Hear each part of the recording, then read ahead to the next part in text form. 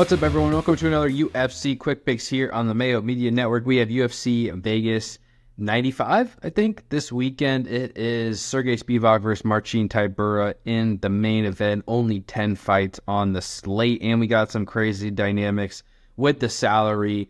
Let's get right into it. I'm here to give you my favorite cash game play, tournament play, salary play, and a matchup I like on the slate as well. The most important thing you need to know, which I will tie right into my cash game play of the week with Chris Gutierrez, is that we have the biggest favorite on the slate in Chris Gutierrez, priced near the bottom of the salary pool at 7K. Gutierrez is minus 535 to win against Kwang Lee, but priced at 7K, he's a considerable value, should be the most expensive fighter on the card based on money lines outright, but he's not. He's 7K. He is my clear cash game play of the week. He's going to be ultra popular across all formats. But again, we don't mess around here with the cash game plays. We got to tell you what you need to know, and that is to lock in Chris Gutierrez. And it's not that Kwang Lee can't compete or isn't a good fighter. He's racked up some wins in LFA. He has some knockout power. He's shown some base level grappling.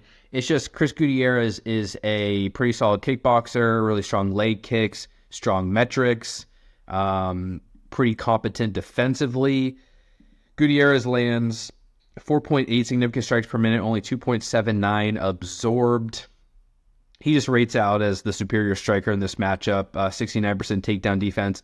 Lee coming in on short notice, hard to project him to really wrestle much, so it's why Gutierrez is a considerable favorite. The real issue is that he's only plus 150 to win inside the distance, not really a great fantasy asset. Gutierrez has scored 75, 75, 75, and less than 75 in his decision wins in the UFC, so there's some argument to make that at 60, 70% ownership in large field tournaments, maybe you consider pivoting away from Gutierrez in some spots to be unique.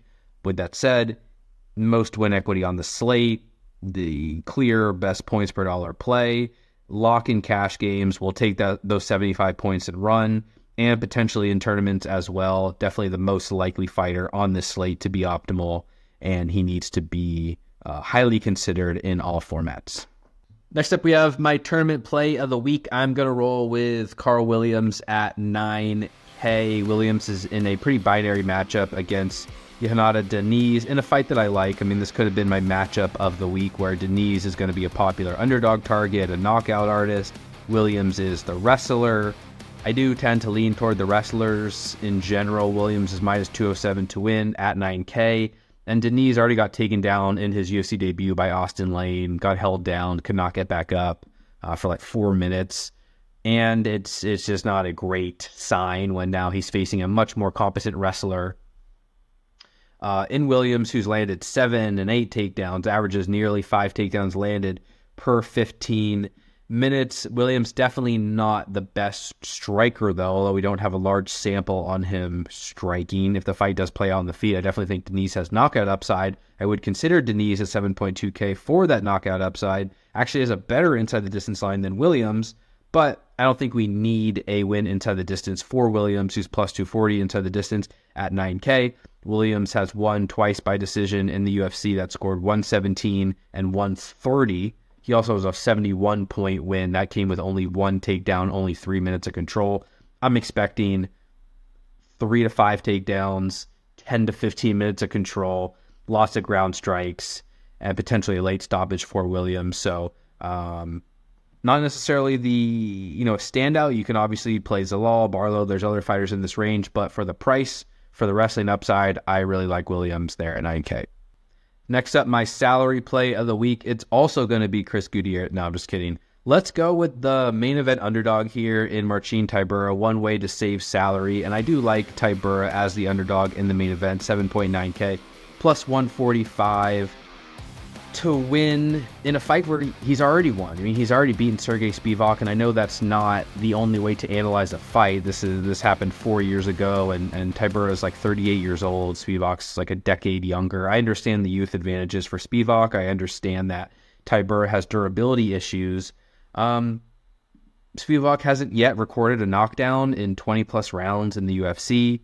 Spivak's also been knocked out in 3 of his 4 UFC losses. Spivak's coming off a loss in which he was outstruck 109-11 by Cyril Gane, who granted is a really good striker, but Spivak just doesn't rate out well at distance.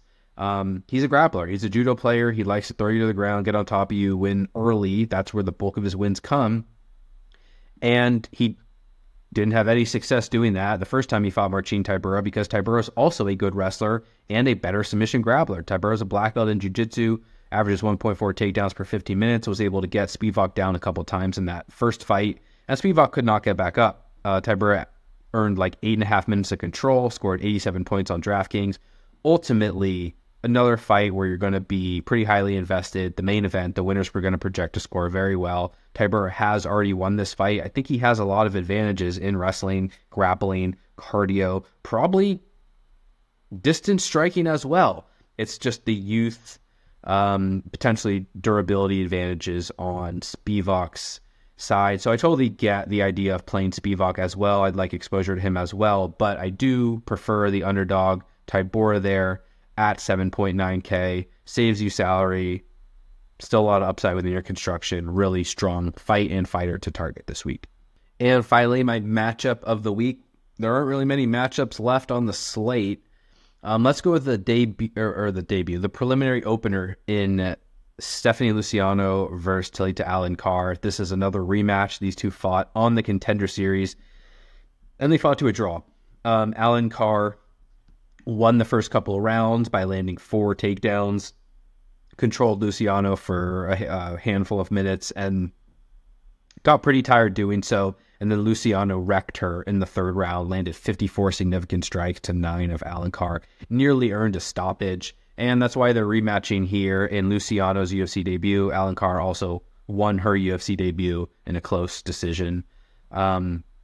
Really, it's the binary dynamic that I like, in that Alencar is the superior wrestler and grappler. She showed that in the first fight. She landed a few takedowns without too much difficulty while she was fresh, and Luciano couldn't get back up.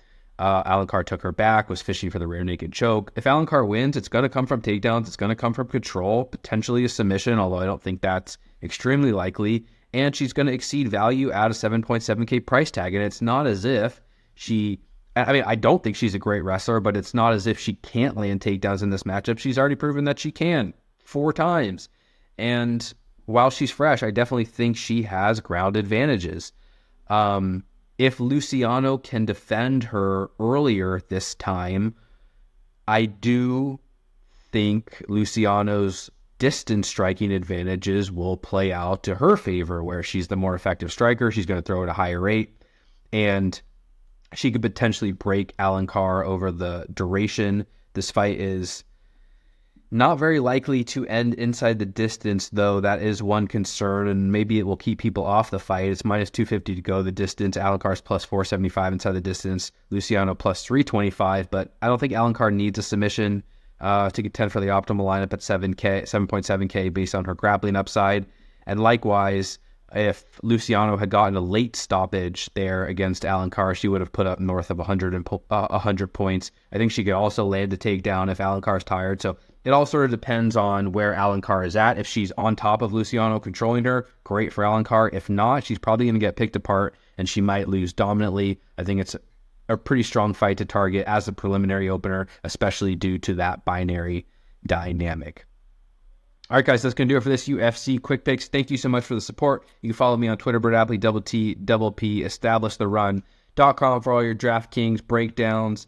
Needs just one more week until big Adesanya Duplessis pay-per-view, so hang in there. This is a card just for fun, but good luck. Wish you all the best, and we'll talk to you soon. Bye, everybody.